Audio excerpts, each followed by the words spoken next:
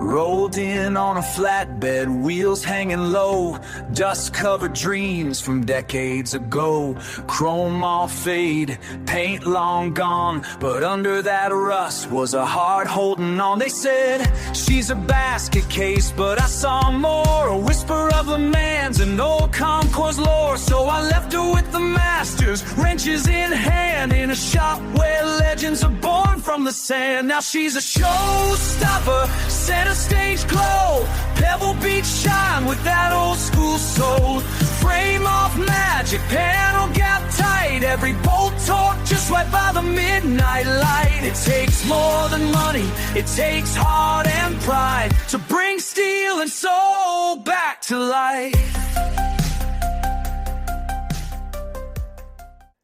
Well, I hope you enjoyed that. I am trying something new. I am doing some fun cartoons, car-related songs using AI, and I would like to do one for every podcast as well as every day. So if you go to my YouTube channel, the Collector Car Podcast, and hit the Octane FM playlist, you will hear not only this song in its entirety, but you'll hear a lot of other really cool songs. And so let's get on with Jack here in a second. But then stay until the end of the podcast and you'll hear this complete song. So let's find out what Jack's got going on at his restoration shop. RM Sotheby's is the world's largest collector car auction house by total sales. They are the preeminent market maker of high-quality collector cars and collections, regardless of size or complexity. By working in partnership with the Sotheby's team and its network of 80 offices in 40 countries, RM Sotheby's has established the largest client network of any collector car auction house in the world. Join the RM Sotheby's family by connecting with one of their car specialists at rmsotheby's.com or contact me directly at gstanley@rmsotheby's.com. All right, welcome to the Collector Car Podcast. This is going to be another fun one because we're talking to someone who's an expert in the business that restores cars to a very, very high level and is doing some unique, fun things that I have. It's kind of a new wave going on here right now. So I'd like to welcome Jack Farland. Jack, how you doing today? Good, Greg. Good to be with you. Yeah, we met down at Moto Miami, common friend Roger Wilbanks, and hanging out after the big show. What did you think of Moto Miami? We had so much fun. We've been to Pebble Beach for years, and we've been to Amelia Island every year, really, since 2009.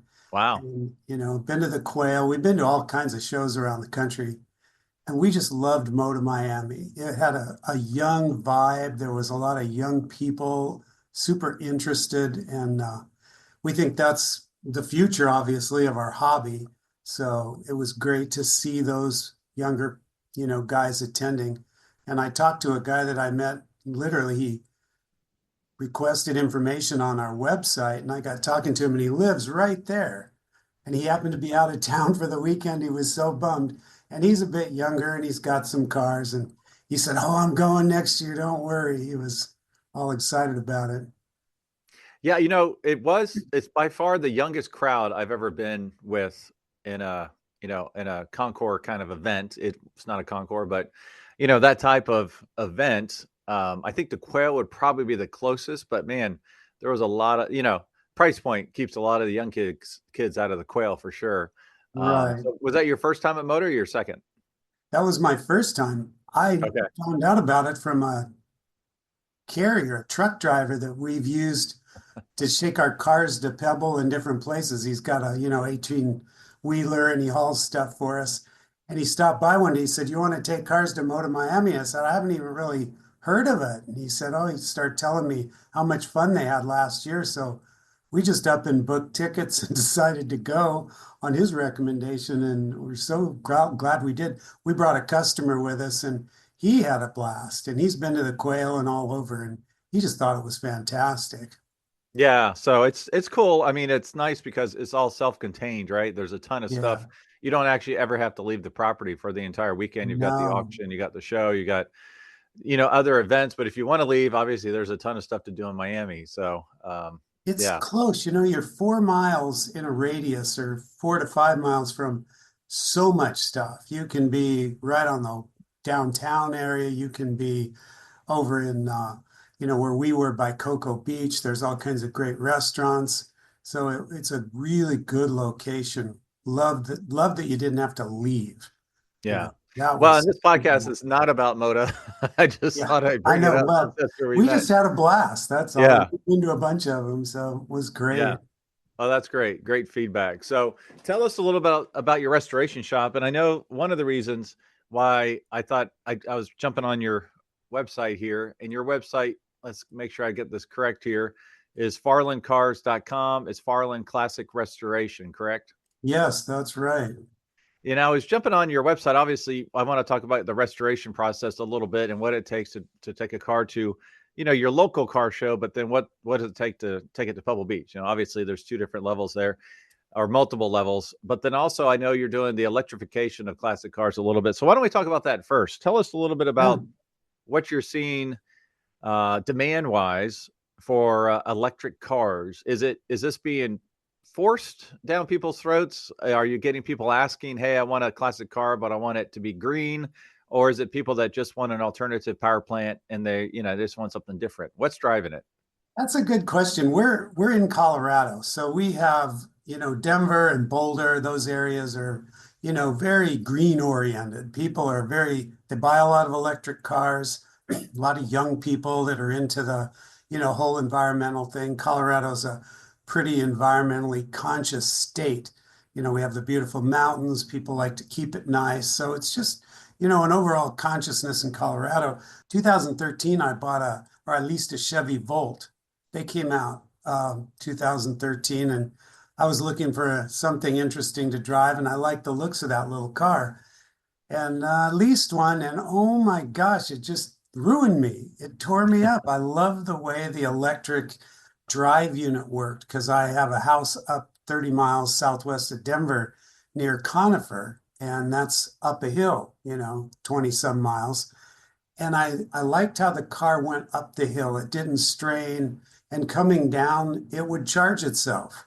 So I averaged 59 miles to the gallon with that car over 2 years, which I thought Mm, was pretty good because I've driven cars that got 10 miles to the gallon. And we create kind of a dinosaur-sized carbon footprint in our business with Hemi engines and, all the right. crazy stuff we build. So we thought, well, it couldn't hurt to, look into this. One thing led to another, and then I heard about a guy in California that gave classes on converting cars to electric. And I went out and took his class, and it was a 2 day, 2 or 3 day class, and morning till late afternoon. And you take apart a dune buggy and you pull the gas engine out, and then you put an electric motor in and wire it up and so forth, and put the battery box together. And basically, it was a basic learning experience, very basic. But then by the time we were done, we drove this thing around. And it was pretty impressed. I was impressed how simple process could be potentially. And so we said, well, let's do this. We went out and we bought a Porsche 912 out of Boulder. We found some 912 that had been in a garage for, I think, 15 years with a blown motor, had a bad cylinder. So we took it down to the shop. We bought it at a reasonable price and thought, well, we'll just convert this one. So first thing we did is start to restore it. Well, needless to say, and I know you know about restoration, that turned into $200,000 in a pretty, we put Right. new floors, new fenders, new interior. We made quite a car out of it. And then we put the electric drive system in it, had a 5 speed, and it was super fast. The little thing ripped. But we learned a lot. It was an engineering experience. We had to, make bracketry and mount things, and it was great. And So you did that one just as your own chance to experiment with this new yeah, technology in a classic car, correct? kind of a prototype. We knew we'd sell it at the end of the day, which we did. We Did sold you it. get your 200 and something thousand dollars back We out were of a it? little short, but we got like 145,000 for it. Wow. If you know Nice. what those cars are worth, that was a very respectable amount of money for that car. Yeah. So you can imagine how nice it was. It was really nice. It was laser straight, painted silver with a red leather and plaid interior and, all kinds of cool aluminum aftermarket stuff. It was a neat car. And the So guy that bought it lives in Boulder and he has two little kids and they haul him around in the back seat and he drives it every day when it's nice. So I'm looking on your website, and I show 5 cars that you've electrified. There is a 912, but it looks like it's black and not silver. So you've done 2 912s? The 912, we've done cars for a company down in Texas called Moment Motors, and they've been converting to electric for a few years as well, but they don't do restoration. So they've Hmm. sent us 3 projects. That black one was one of them, and we did all of the conversion on the body and the interior, and then we made some metal modifications for those guys to their specifications for the mounting of the motor and the battery box. And then we sent the car to them and they actually put the electric drive system in it. And that one, they put a Tesla motor in.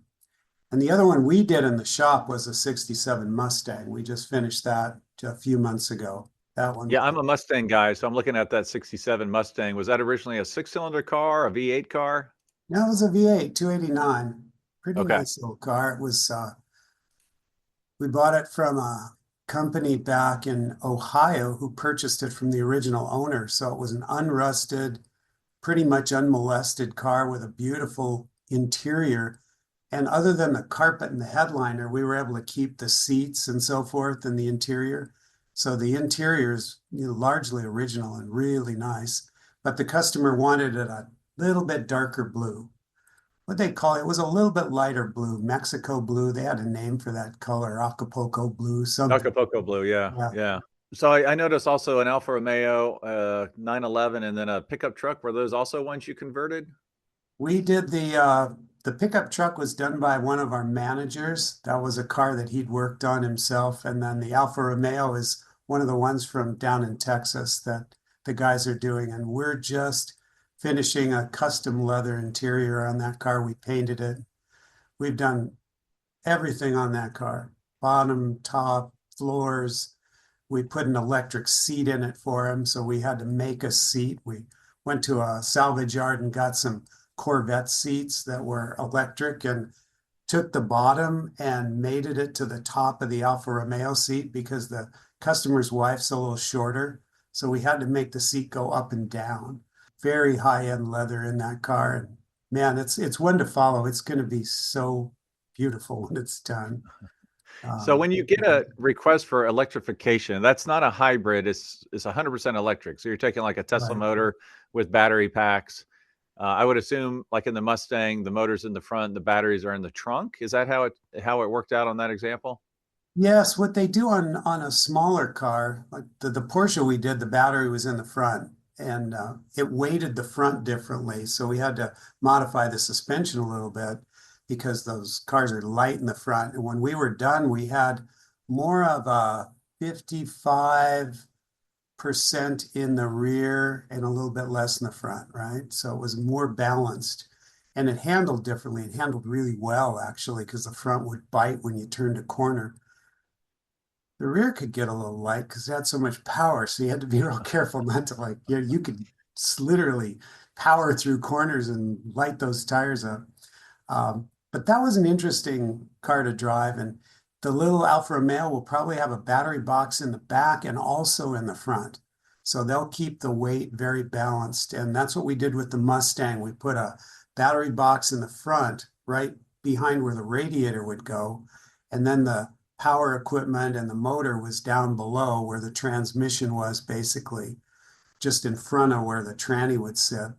And then we had another battery box mounted in the trunk that actually sat fairly low. So we had almost a full trunk. We took the gas tank out and we sunk that battery box down.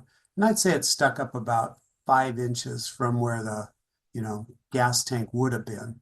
So we ended up still, you could throw a set of clubs in the trunk of that car, drive it Yeah, somewhere. it seems like we're in the initial stages of figuring out how do we, electrify these classic cars while still trying to maintain what they are supposed to drive like. Like the 911 is probably the hardest one, but I got to imagine at some point someone brilliant will come up with a way. You know what? Let's not do all this. Let's just, just replace your rear end drive. Your rear end. So the engine's where your gearing would be and powers the rear wheels. Call it a day. I think there should be easier ways to do it as the technology, because I've seen, some of these motors are on each wheel. Yeah, So it seems like, crazy. yeah, as we go forward, it seems like it would be less intrusive more bolt-on to be able to do this. I mean, would you agree with that based on how the technology is going? I would. You're right. I mean, you're totally right, and that's how the whole thing is going. They make a drive system now. One of the companies we work with makes a Tesla-oriented drive system that basically bolts up to the back. You don't have to change anything about the suspension. It bolts right up to where the old system went. The only thing you need is smaller stub axles to go out to the wheels. And then you mount a battery box in the area above the motor and in the front trunk. And you actually maintain the exact same original Porsche weight, the same split. Yeah, you And pull the out car drives just, it handles just the same, except with, well, 600 horsepower. It's kind of yeah, ridiculous. yeah. So how often are you getting requests to electrify a classic car right now, or is it still kind of one-off kind of situations? You know, it's a little bit in its infancy. We get requests a lot, but when they hear how much it costs, that slows a lot of them down because they think that you can do this for $20,000. Well, a basic drive system, the motors, the batteries, the controllers, the wires, all the junk you need, that stuff starts about 50,000, so Wow. 50 to 70 is what it's going to cost for your hardware. And then you've got how custom do you want it from there? But it's a thing. At SEMA this year, they did There's a lot of them. Yeah. oh yeah, there was a bunch, but a guy worked on a Ferrari Dino. I don't know if you saw it, but if you pull up Yeah. that electric Dino, I stood next to that car and I was just awed. They did an amazing job. I ended up talking to the engineer that built it. He applied he was interested in a position and he explained what he did. I was amazed. Beautiful work. And the car should drive really nice. It had very nice weight balance. They kept the shifter in it, but they put a very sophisticated interior in it with lighting and all kinds of stuff. Now, some Yeah, it people was would think pretty wild. it's sacrilegious, but man, it was cool. And people loved it at SEMA. They went crazy. Well, if I still have a picture of it, I will throw it on here so people can see it because it was really, really wild. I did take a bunch of pictures of it at the time. So, all Yeah. right. Well, let's get away from electrification of classic cars. That's Let's an talk easy about plug. restoration work. So, as you and I both know, you probably have a long wait. I think you guys are in demand, and the workforce is thin. I think as far as getting labor and the skilled technicians needed to not only paint a car but do upholstery. How is it where you are in keeping your everybody fully staffed and having these projects go on? Do you find it to be difficult, or are you pretty good shape? It's a challenge all the time. Though we started our business 34 years ago, basically in the same area we are on the same street. And we started as a high-end detail shop. And we worked up from there into restoration over a few years because we kept getting more and more involved with the detail. We would clean up engine compartments and take things apart and repaint them and put them back together. We'd get a lot of cars in where guys would have the outside painted and forget about the interior or the engine compartment. And pretty soon we realized, we're really doing restoration work. So then we hired our first technician and then another one. And then we outgrew that, 4,000 square feet we were in. And we had a chance to acquire a property up the street. So we sold our little building, bought another one, and now we have a 15,000 square foot main facility with a 5,000 square foot showroom down the block and another, little 1,500 feet across the street where we do the dusty body work. So we have a much bigger facility and we have about 20 staff. But keeping those staff and hiring qualified people is super tough today. It's very competitive. The salaries are very high. Consequently, the rates, are high. And yeah, we do have people waiting to get in for sure. We do mechanical work, so we have some work that moves through quickly, and but our body work and upholstery, we move that through fairly fast, but it still takes time. Restoration is not instantaneous.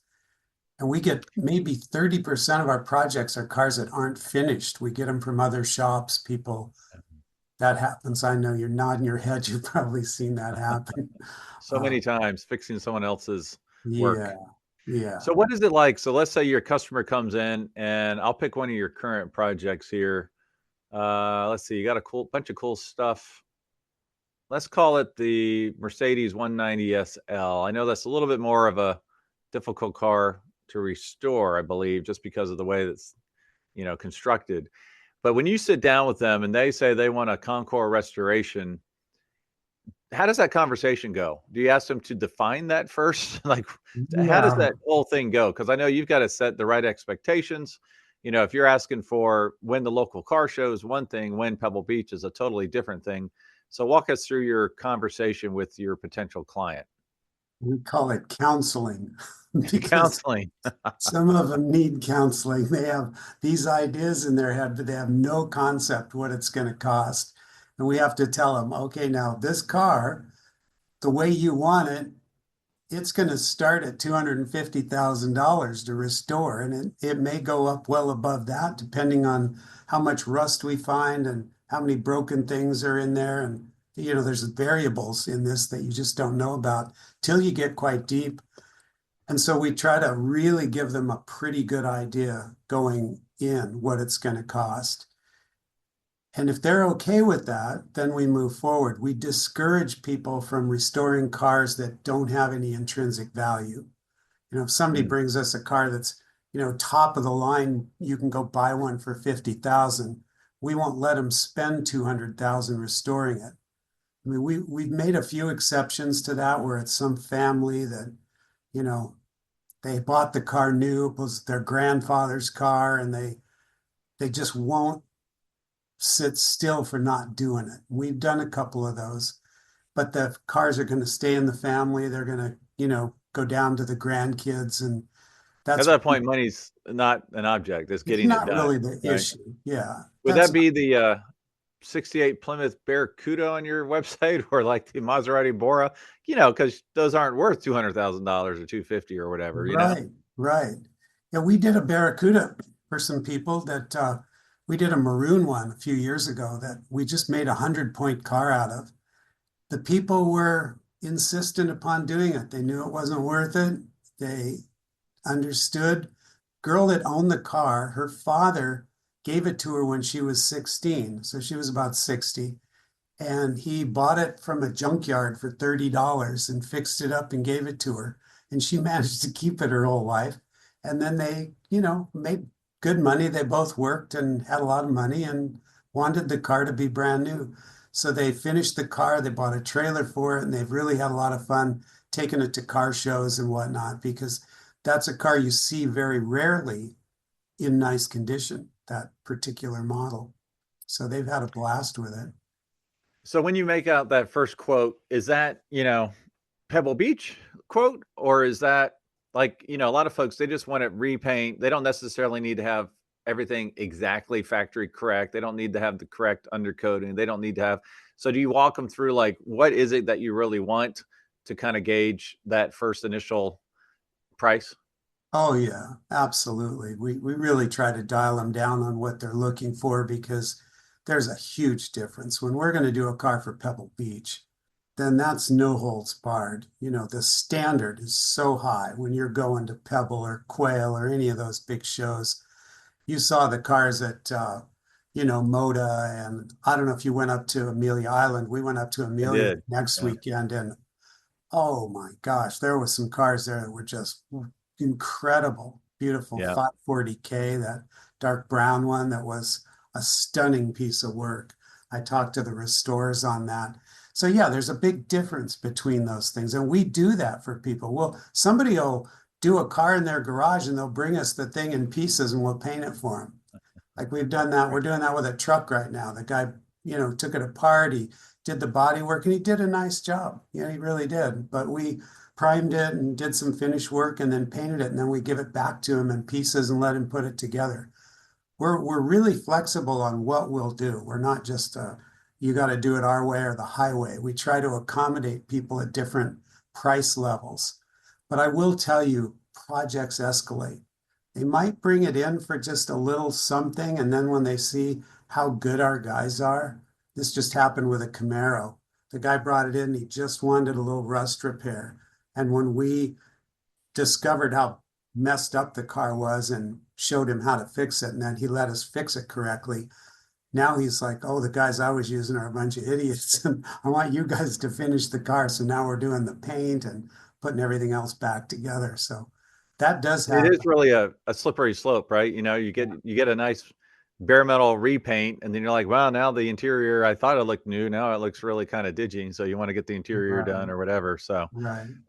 well, and let's get back to Pebble Beach here a little bit. It's very strategic in trying to show a car at Pebble Beach, right? You know this. If you do have a 540K Mercedes and won last year, you probably don't want to pursue it, for the next year, if you have a class that's specializing in X, a designer's featured, well, maybe you want to, people very strategic, they want to look out, 7 years in advance. Not that they know what the classes will be, but they want to plan out every year to have something that they can compete with. Have you had a conversation where you've had to tell them, you know what, this isn't going to be a Pebble Beach car? It might get on the lawn, but it's not in any hope of winning anything. We've had those conversations, but most of the time, we haven't done a lot of the big 30s cars for Pebble Beach. We've done our business has been more cars from the late 50s through the now kind of 80s. But Yep. we've done four Ferrari 250 PF cabriolets. We restored four of those in a row. And none of them got to Pebble, though we worked on a car that did a long wheelbase Cal Spider that got shown at Pebble. And we bought a car in 2014. I found an Arnold Bristol, and one of my customers had been wanting to go to Pebble. And I said, this was an old race car. Why don't you buy it from me? We'll see if Pebble's interested and put it together. Well, he thought that was great. So we did it. We did a little deal on it. And basically, I just sold him the car for pretty much what I paid for it. And then he had us restore it. And this car was raced in SCCA. It was a 1954 Arnold Bristol, which was a very special little car. And the history of those is kind of long, but the long and short of it is we had a short window. We got the car purchased in January. He made this decision in February, got a hold of Pebble. They tentatively would accept it, and we started working on it. So we had from February till July to do a complete frame up restoration. And we put that car on the lawn at Pebble Beach, and it was amazing. We had to have an engine made for it in England and shipped over in that time period. Wow. It Holy was cow. nuts. We had a massive amount of metal work to do. And so it was basically in 5.5 months we restored that car. We had a team of 8 guys working pretty much 7 days a week till late at night.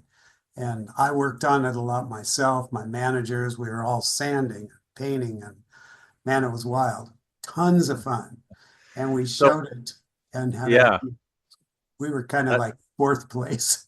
yeah. But still, you're on the line, Oh that yeah, it whole was great. And experience. we went on the drive, we went on that great drive down Highway 1 and it was Yeah. such a blast. Well, from a restorer's perspective, what do you think about the preservation car winning last year, the 1934 Bugatti Type 59 Sport? What are your thoughts on that? Because it did have a repaint way back in the day. Any thoughts on that as the winning car? That's a tough one. I love the fact that it won. I love the preservation cars. I've always loved that. We work on preservation cars a lot. We just had a car come in recently with all original paint. We do paint correction on them and all kinds of stuff and bring them back to life without, doing paint work and so forth, hopefully. But it's a real disappointment for the people that have spent a million or, so dollars on a car to compete and then have something win that, got a repaint, may not be totally original. I don't, what do you think of that? You've I love the been fact involved. a preservation car won. I don't know about, it having a repaint kind of bothers me a little bit, but it's such a historic car. Yeah, It's almost like, where do you draw the line? I mean, it's not like the repaint was last week. I mean, it was decades ago, right. and so I do love the fact they're recognizing a preservation car. Um, I just wish it didn't have the repaint, I guess, where it was, no zero questions asked or zero, had the original patina from the factory, I guess is what I wish it had. But I do love the fact that a preservation car was picked. So, Yes, it was amazing, and the car was amazing. So there so let is me ask you that. this: if there's someone listening right now that needs to get a car restored, now they don't necessarily live in Colorado. When they're shopping for a restoration shop, what kind of advice would you give them? Really look carefully into the shop. See how long they've been around. Check online for reviews.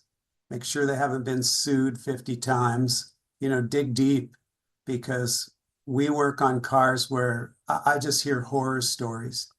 We restored a Ferrari for a guy that he paid his shop 650,000. They had his car 6 years and it wasn't even a roller when they got it to that Mm, point. And it had to be taken out by the sheriff. And this company had deceived other people and been in a bunch of lawsuits. He could have found out with a Google search, but he didn't. He just trusted him. So, this is what you run into in restoration. You've just got to check. There are great shops out there, reputable shops. So you've got to do your homework before you just sign up on the dotted line.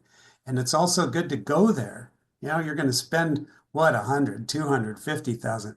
Get on a plane, go see the shop, go meet the people, go look at the projects, call some of their customers and see what it's really all about. That's what I'd recommend. yeah, that's great advice because once the car is disassembled in the shop, you're Oh at their boy, mercy, right? you really, I know Yeah, you've heard those stories. I know you have. yeah. One of my favorite, I like sports car market quite a bit.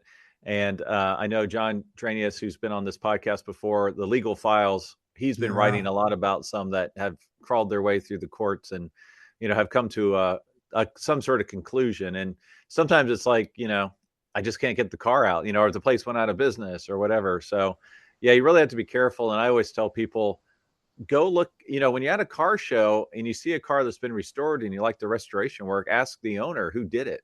right. That's a great way to find, someone that maybe isn't on everyone else's radar.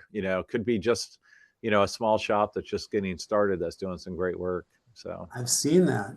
Some of these smaller shops are like that. They're fabulous and nobody knows about them yet. And we were like that for a long time. Nobody knew about us until we, finished our first big Ferrari and took it to Cavallino and kicked butt on somebody like, you know, the biggest shops in the country. right. We Yeah. won best in class and we weren't expected to. So we got a lot of dirty looks at first, but who are these guys from Englewood, Colorado coming in here? And, you know, Right. Right. it Well, was let's close with fun. something fun here. What was your first car? Oh, three questions. Your first car, your dream car, and your current fun car. Oh man, my first car, my father owned a Chrysler dealership. So when I grew up, I was around a lot of cars. My very first car was a Simca. It was a little Wow, French Simca. car. Yeah, it was this cool little $1,800 car that was a lot of fun to drive. And boy, as far as a dream car, if I could just go out and grab one tomorrow, I'd probably get a Ferrari, a short wheelbase Berlinetta. I absolutely love Oh, those cars, that little 250 Berlinetta. And I think they made 50 of them or something, or 100, not very many, but they're just spectacular. I sold one to a guy. I found one for him. It was only 9.7 million. So I need to save up. I have yet to drive one of those. I was fortunate when I represented the Ferrari GTO to drive a GTO, which was Oh that's my man. favorite at this Yeah. point until I drive a short wheelbase. All right, so that's your dream car, right? So what's your fun daily? Do you have a fun car in the garage you'd like to take out on weekends? I'm driving I have BMW X5s that we have a bunch of those, and I have a Tesla that I drive quite a bit. And I have six motorcycles. So when I'm going for fun, I have some really fast motorcycles that I get on and drive. And I'm building a 67 XKE Roadster. And that Oh, there we car's go. just XKE. ready for Okay. paint. Yeah. I Yeah. had two of them when I was growing up. I had one in high school and when I was a senior, and then one right after that. And I always loved those cars. So I found one in Colorado from an original owner who bought it new in Denver in '67. And so we're restoring it. We're just now talking about the paint. In fact, I was talking to Roger about that, asking him what's the best, resale color for those cars? Because it was originally dark green with a green interior, and I don't think that's the best, color in Right. the long run. Right. Right. Wow. I'm thinking What? medium blue with red. Oh, that's a great. Europeans could do that blue and red. Yeah, U.S. automakers really couldn't. So, awesome, Jack. Well, thanks for being on the Collector Car Podcast. What's the best way for my listeners to learn more about you and your restoration shop? really, farlandcars.com. And we're just pull up the website. We've got probably over 130 cars in our completed projects section of that website, and it links to our sales. We have cars for sale there. We have interesting cars in the showroom at all times. So just pop it up on the website, and there you go. We're on Instagram, Facebook, and all the usual places, but Farland Cars will get you started. Awesome, Jack. Well, thanks so much for being on the podcast. Yeah, great to talk to you.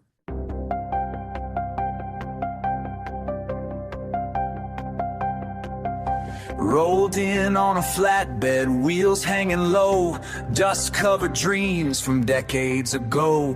Chrome all fade, paint long gone, but under that rust was a heart holding on. They said she's a basket case, but I saw more, a whisper of a man's and old concours lore. So I left her with the masters, wrenches in hand, in a shop where legends are born from the sand. Now she's a showstopper, center stage glow, Pebble Beach shine with that old school soul. Frame off magic, panel gap tight, every bolt torque just right by the midnight light. It takes more than money, it takes heart and pride to bring steel and soul back to life.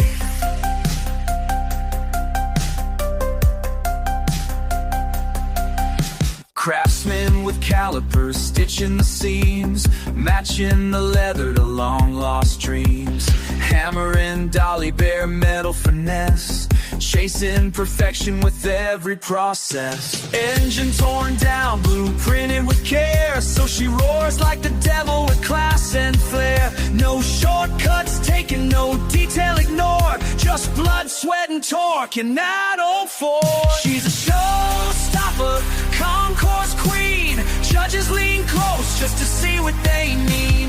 Mirror beneath her, reflections don't lie. They see decades of skill in a single headlight. It's more than repair, it's resurrection. It's craft, it's art, it's pure connection.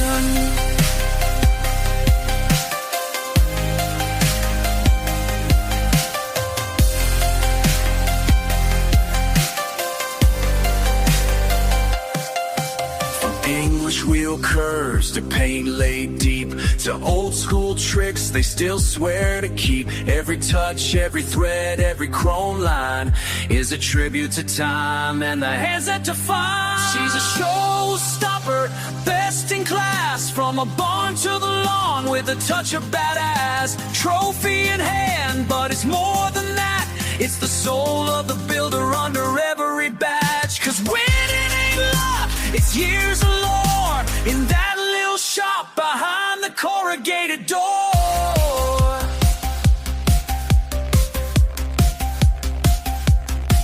So here's to the ones with the patience and grit, who take broken dreams and recommit restoring more than just steel and chrome. They bring the past back home.